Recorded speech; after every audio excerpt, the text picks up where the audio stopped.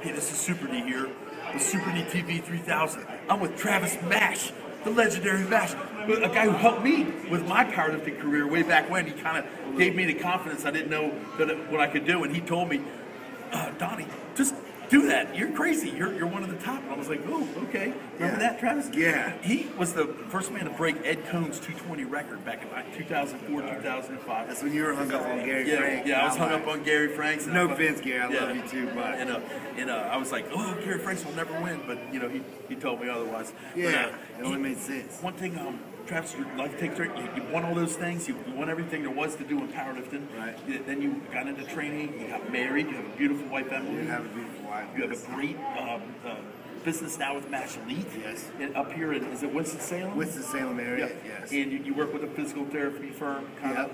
Yep. And tell me about how's your faith in God has changed you a little bit, your direction. That's become the number one point of focus now for me. I mean, I think once Christ comes into your life, that has to be the number one. You know, it changes your whole priorities.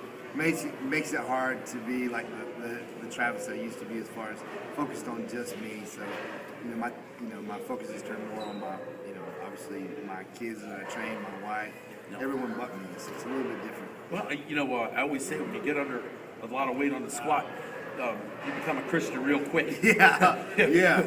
Or you believe in God real quick. Let's put it that way. Yeah. Tell me about all these kids. You have a bunch of kids here training. You have athletes from every sport. Yes. How do you like training the kids now? I love it. I think it's what I was called to do. You could say my faith has a lot to do with that, but I love my kids. I have 150 that I work with. Yeah, it's a little bit crazy, but we have all the way from NFL. I've trained college. Yeah.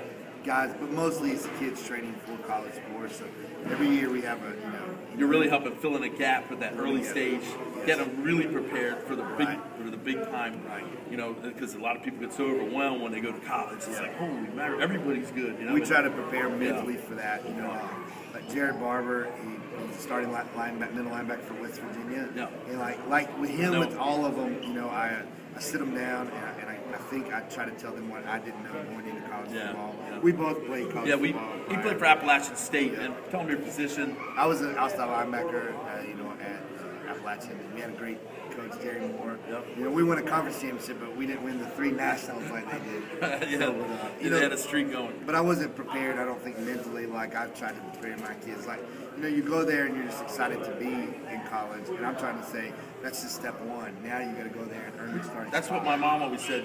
She called me a late bloomer. Were you a late bloomer? I was a late bloomer. Yes. Well, at least you didn't get called husky when you were a kid like me. Wait, tell me about now. You met your wife, Emily. Incredible woman. Seems to back you up. Do you find that helps your career a little bit, having a team with you instead of something tearing you up? Oh yes. I mean, I think if you're going to have a successful marriage in what we do, lifting or anything in life, if you guys aren't backing each other up, it's not going to work. It's just a labor of love, this powerlifting stuff. It really is. I mean, the things that we do, going to these meets, and now she's involved in them, and she helps me with my business. I mean, we are a team. We're together all the time. I wouldn't have it any other way. And she's an awesome individual. Yes. I can tell. Yes. I've met her quite a bit. Yes. Got to talking. One more thing. How do you feel? I noticed you're lifting raw today. Yeah. You're still lifting incredible weights. Yeah.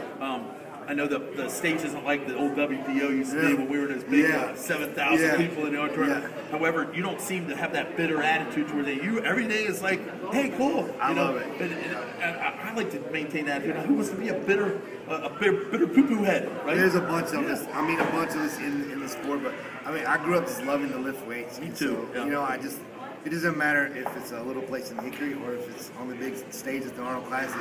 I just love to lift heavy things, As long as I can, I'm going to. We even do a lot of Olympic weightlifting now, so I do a little bit. I just like to lift heavy stuff, But hey, is there any advice you have for your Travis Mash fans out there and everything? Find somebody smart to get you started correctly. I think I could have avoided a lot of big mistakes if I would have found somebody like us to kind of, even whether it be like going to college to play sports or whether it be to enter the iron sports.